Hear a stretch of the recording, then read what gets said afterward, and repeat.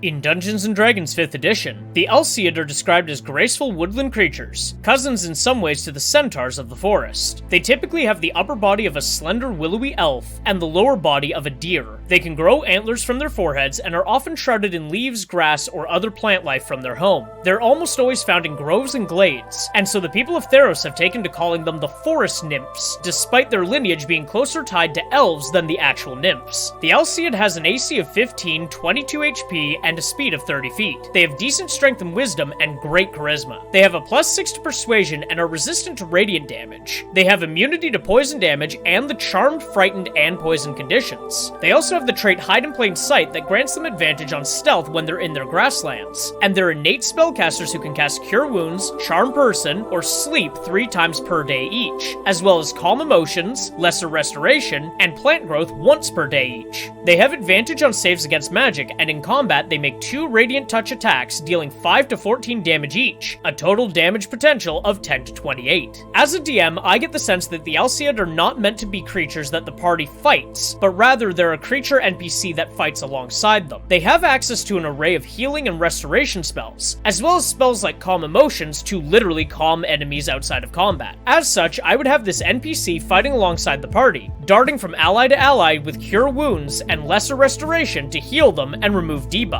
If for whatever reason they are fighting the party, I would have several Alseid fighting together in a pack, using their healing to keep each other alive, and their Radiant Touch attacks to deal damage to the party. I would also have at least one of them cast Plant Growth centered on the party, turning a 100-foot radius from that point into semi-difficult terrain which would allow them to escape if needed. In Greek mythology, the Alseid is a specific type of forest nymph that dwells in glens and groves. As an aside, I find it kind of interesting that Wizards of the Coast has managed to copyright the creatures of their Theros sourcebook when they're explicitly lifted directly from ancient Grecian myth. Of all the classical writers, the Alseid are first referenced by Homer, and many historians agree that he might have been the only classical writer to reference them at all. However, in his writings, he refers to them as the Alsea, saying simply that they are, quote, the nymphs who live in lovely groves. What's interesting here to me is that nymphs are typically female nature spirits who appear human, and Homer gives no indication that these nymphs are any different. So why make them a half-humanoid in D&D? This likely comes from a common misconception in fantasy settings. Dryads, while also being classical nymphs, are often depicted as female counterparts to centaurs, and are often made into guardians of the forest. This misconception has bled down through time, which is why some forms of media depict dryads as half-deer women. Things get even more confusing in that dryads are a subcategory of nymph, but the term dryad has been used in fantasy settings to describe a female half-deer hybrid creature, leading to the terms being used interchangeably and in delightfully confusing ways. Ironically, in D&D, the dryad is a tree woman spirit and distinctly a subcategory of nymph.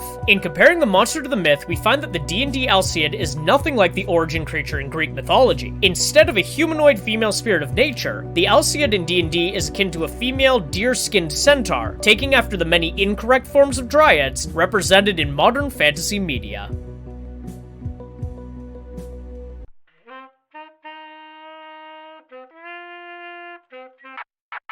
If you enjoyed that video, please leave a like and comment below, and consider subscribing to the channel. You can also join the Patreon for $1 a month to access videos days before they're posted here, as well as other exclusive stuff like short stories, videos, and more.